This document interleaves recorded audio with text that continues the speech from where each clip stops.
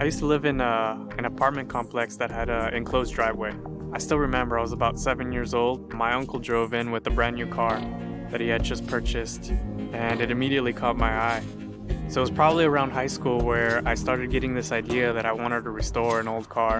And then somewhere in between all of that kind of soul searching, I remembered that car my uncle drove in that one day, that 240Z.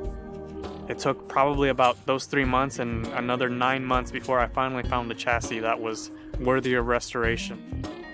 Basically, a year and a half later, I have what's behind me.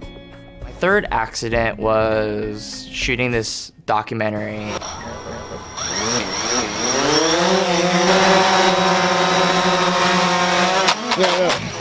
Oh, shoot. Oh, crap. Yeah, I don't have my other pair.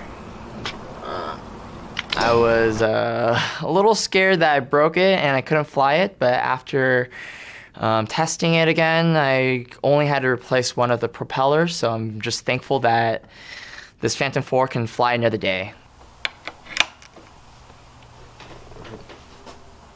So my name's Jim.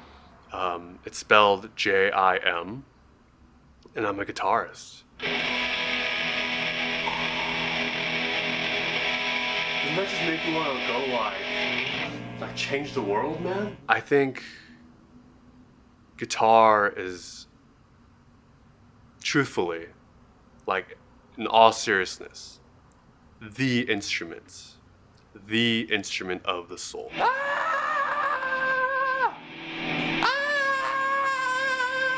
My friends and I, we all make coffee, and what's neat is that we're learning how to use our passion for coffee, even our obsession with it, in a way that we can really serve other people. And to make espresso, we get coffee from the grinder, and then we tap it, and then we put it into the espresso machine, and the espresso machine puts a whole lot of water pressure through a tiny bit of coffee to make a little coffee concentrate, which is what we call espresso. On top of the espresso, we can add steamed milk to make what we call a latte. And you pour your latte, you can create what we call latte art.